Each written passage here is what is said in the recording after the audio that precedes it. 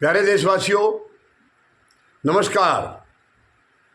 मैं आज आपसे साझा करना चाहूँगा प्रधानमंत्री महोदय का व्यवहार।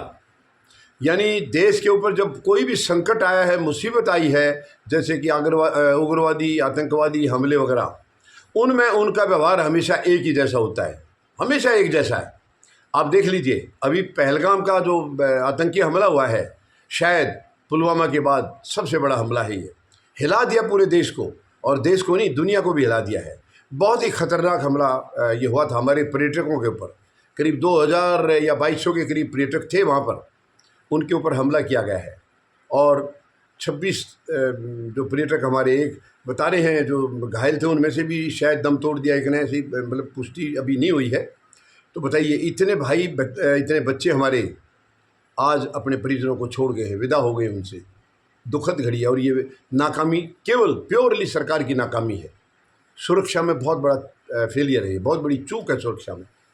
ये जो घटना हुई है, सुरक्षा चूक से हुई है, इसमें कोई दो राय नहीं। बिल्कुल खुलकर मैं कह सकता हूँ, सुरक्षा अगर होती तो ये हादसा नहीं हो सकता था।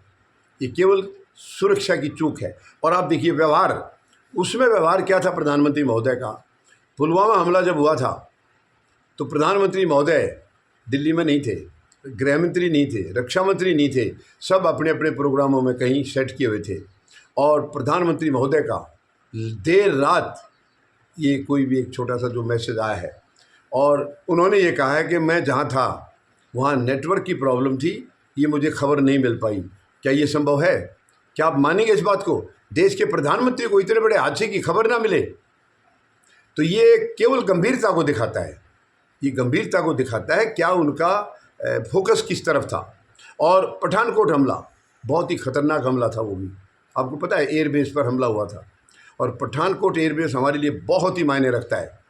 65 और 71 की जो लड़ाई थी पाकिस्तान के साथ में, इस एयरबेस का बहुत बड़ा रोल था। वहाँ पर हमला किया गया था। उस दिन प्रधानमंत्री महोदय मैसूर में थे, वो यहाँ नहीं थे।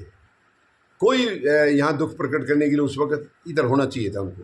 और अब जो पहलगाम हमला हुआ है, और कल 24 अप्रैल को, यानी जिन्होंने अपनों को खो दिया है, उनको श्रद्धांजलि वगैरह दे रहे थे, वो लोग विदाई दे रहे थे, अपने अंतिम विदाई आंसुओं से वो दे रहे थे, या सलामी दे करके दे रहे थे।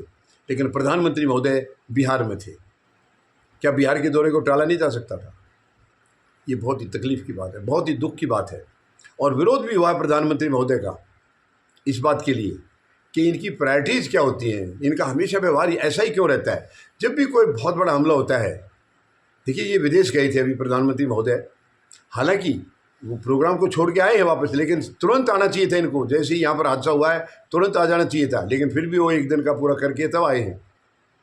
लेकिन प्रधानमंत्री महोदय, देश के लिए शायद इससे ज़्यादा और ख़तरनाक कुछ हो नहीं सकता है, कुछ हो नहीं सकता है। और ये वहाँ पर इतने पर्यटक हमारे मारे जाना, ये केवल और केवल सरकार की फेलियर है, सुरक्षा की चूक है, बहुत बड़ी चूक है। सुरक्षा बल वहाँ थे ही नहीं। सुरक्षा बल वहाँ बताते हैं कि 1.5 घंटे के बाद पहुँचे हैं, यानी वो तो बाद में उनको खबर दी गई तब पहुँचे हैं। लेकिन सुरक्षा बल वहाँ परमानेंट तैनाती क्यों नहीं थी? क्योंकि संख्या कम है।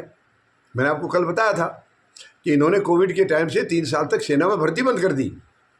सेना में भर्ती की नहीं, करीब 1,80,000 के करीब सैनिक हमारी डेफिशिएंसी है, कम है, तो उसको कौन करेगा? जब आपके पास सुरक्षा नहीं है, और कह करके लोगों को बुला रहे थे, प्रोत्साहित कर रहे थे कि अब JNK में उग्रवाद ख़त्म हो चुका है, उग्रवाद यहाँ पनप नहीं सकता, अभी आप आइए, ज़्यादा से ज़्यादा संख्या में आइए, और सुरक्षा आप दे नहीं रहे हैं। आप उनको बुला रहे हैं तो आपको इतना तो एहसास होगा कि आपके पास सुरक्षा बल नहीं है, तो क्यों उनको प्रोत्साहित कर रहे थे? अगर इस तरीके से प्रोत्साहित नहीं किया होता तो शायद इतनी बड़ी संख्या नहीं होती वहाँ, और इतनी बड़ी संख्या नहीं होती तो शायद ये हमला भी नहीं होता। क्योंकि हमला इस वक्त इस किस्म का बड़ी संख्या पर ज़्यादा कामयाबी मिलती है आतंकवादियों को। तो ये बड़ी शर्मनाक है, बहुत ही शर्मनाक है। तो इनका व्यवहार जो है, ये 3 बड़े हमले हुए हैं, तीनों बड़े हमले में प्रधानमंत्री महोदय का व्यवहार एक ही जैसा था, बिल्कुल करीब करीब बराबर था, सेम व्यवहार था। इनको कोई ज़रूरत महसूस नहीं हुई कि मुझे कहाँ रहना चाहिए, उस वक़्त इनकी प्रायोरिटी क्या होनी चाहिए, ये बिल्कुल इनको ज़रा सा भी इस बात का ध्यान नहीं आया है, ज़रा सा भी इस बात को इन्होंने महसूस नहीं किया है। तो क्या अंदाज़ा लगाएं, क्या देश के प्रधानमंत्री का यही फ़र्ज़ होता है या संकट से बढ़कर के भी कुछ और हो सकता है। देखिए, आपके हंसी खुशी के जो प्रोग्राम होते हैं वो तो आप कभी भी कर लो, एक दो दिन आगे पीछे कर लो, क्या दिक्कत है। लेकिन जो दुख की घड़ी है वो जिस वक्त आई है हमें उसी वक्त उसको अटेंड करना पड़ेगा। दुख की घड़ी को तुरंत हमें उसके प्रति जो भी हमारी संवेदनाएं हैं और जो भी आगे की प्लानिंग है वो तुरंत करनी पड़ती है।